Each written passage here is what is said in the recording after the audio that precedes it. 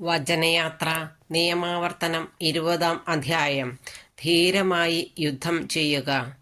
നീ യുദ്ധത്തിന് പുറപ്പെടുമ്പോൾ ശത്രുവിന് നിന്നേക്കാൾ കൂടുതൽ കുതിരകളും രഥങ്ങളും സൈന്യങ്ങളുമുണ്ടെന്ന് കണ്ടാലും ഭയപ്പെടരുത്. എന്തെന്നാൽ നിന്നെ ഈജിപ്തിൽ നിന്ന് കൊണ്ടുവന്ന നിന്റെ ദൈവമായ കർത്താവ് നിന്നോടു കൂടെയുണ്ട്. യുദ്ധം തുടങ്ങാറാകുമ്പോൾ പുരോഹിതൻ മുന്നോട്ട് വന്ന് ജനത്തോട് സംസാരിക്കണം. അവൻ ഇപ്രകാരം പറയട്ടെ: ഇസ്രായേലേ, കേൾക്കുക. ശത്രുക്കൾക്കെതിരായി നിങ്ങൾ യുദ്ധത്തിനിറങ്ങുകയാണ്. ദുർബല ഹൃദയരാകരുത്. അവരുടെ മുൻപിൽ ഭയപ്പെടുകയോ പരിഭ്രമിക്കുകയോ അരുത്. നിങ്ങളുടെ ദൈവമായ കർത്താവാണ് നിങ്ങളുടെ കൂടെ വന്ന് ശത്രുക്കൾക്കെതിരായി യുദ്ധം ചെയ്ത് വിജയം നേടിത്തരുന്നത്. അനന്തരം നായകന്മാർ ജനത്തോട് ഇപ്രകാരം പറയണം: ഭവനം പണിയിച്ചിട്ട് അതിൻ്റെ പ്രതിഷ്ഠാകർമ്മം നിർവഹിക്കാത്ത ആരാണ് ഇക്കൂട്ടത്തിലുള്ളത്?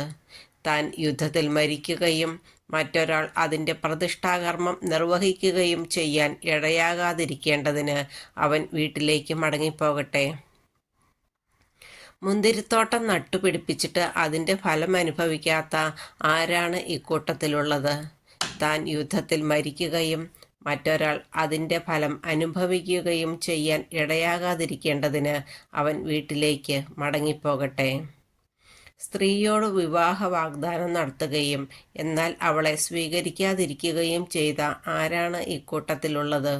താൻ യുദ്ധത്തിൽ മരിക്കുകയും മറ്റൊരാൾ അവളെ സ്വീകരിക്കുകയും ചെയ്യാതിരിക്കേണ്ടതിന് അവൻ വീട്ടിലേക്ക് മടങ്ങിപ്പോകട്ടെ. നായകന്മാർ തുടർന്ന് പറയണം: ദുർബല ഹൃദയനും ഭീരുവുമായ ആരാണ് ഇക്കൂട്ടത്തിലുള്ളത്? അവൻ്റെ സഹോദരന്മാരും അവനെപ്പോലെ ചഞ്ചലചിത്തരാകാതിരിക്കേണ്ടതിന് അവൻ വീട്ടിലേക്ക് മടങ്ങിപ്പോകട്ടെ. നായകന്മാർ ജനത്തോട് സംസാരിച്ചു കഴിയുമ്പോൾ ജനത്തെ നയിക്കുന്നതിനായി പടത്തലവന്മാരെ നിയമിക്കണം. യുദ്ധത്തിനായി നിങ്ങൾ ഒരു നഗരത്തെ സമീപിക്കുമ്പോൾ സമാധാന സന്ധിക്കുള്ള അവസരം നൽകണം. അവർ സമാധാന സന്ധിക്ക് തയ്യാറാവുകയും കവാടങ്ങൾ തുറന്നു തരികയും ചെയ്താൽ നഗരവാസികൾ അടിമകളായി നിന്നെ സേവിക്കട്ടെ.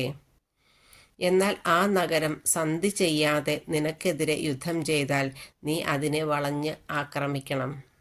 നിന്റെ ദൈവമായ കർത്താവ് അതിനെ നിന്റെ കയ്യിൽ ഏൽപ്പിക്കുമ്പോൾ അവിടെയുള്ള പുരുഷന്മാരെയെല്ലാം വാളിനിരയാക്കണം. എന്നാൽ സ്ത്രീകളെയും കുട്ടികളെയും കന്നുകാലികളെയും നഗരത്തിലുള്ള മറ്റെല്ലാ സാധനങ്ങളോടുമൊപ്പം കൊള്ളവസ്തുക്കളായി എടുത്തുകൊള്ളുക. നിന്റെ ദൈവമായ കർത്താവ് നിനക്ക് തരുന്ന ശത്രുക്കളുടെ വസ്തുവകകളെല്ലാം അനുഭവിച്ചു കൊള്ളുക.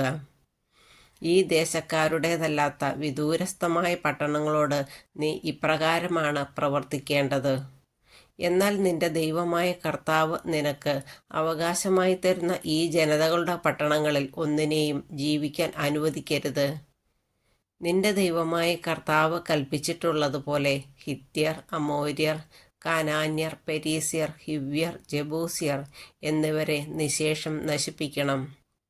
അവർ തങ്ങളുടെ ദേവന്മാരുടെ മുൻപിൽ ചെയ്യുന്ന മ്ലേച്ഛതകൾ നിങ്ങളെ പഠിപ്പിക്കാതിരിക്കാനും അങ്ങനെ നിങ്ങളുടെ ദൈവമായ കർത്താവിനെതിരായി നിങ്ങൾ പാപം ചെയ്യാതിരിക്കാനും ആണ് ഇപ്രകാരം നിർദ്ദേശിച്ചിട്ടുള്ളത്. ഒരു നഗരത്തോട് യുദ്ധം ചെയ്ത് അത് പിടിച്ചെടുക്കാനായി വളരെ കാലം അതിനെ ഉപരോധിക്കേണ്ടി വരുമ്പോൾ അതിലെ വൃക്ഷങ്ങളിലൊന്നും കോടാലി കൊണ്ട് വെട്ടി നശിപ്പിക്കരുത്. അവയുടെ ഫലങ്ങൾ നിങ്ങൾക്ക് ഭക്ഷിക്കാം, എന്നാൽ അവ വെട്ടിക്കളയരുത്. വയലിലെ മരങ്ങളെ ഉപരോധിക്കാൻ അവ മനുഷ്യരാണോ?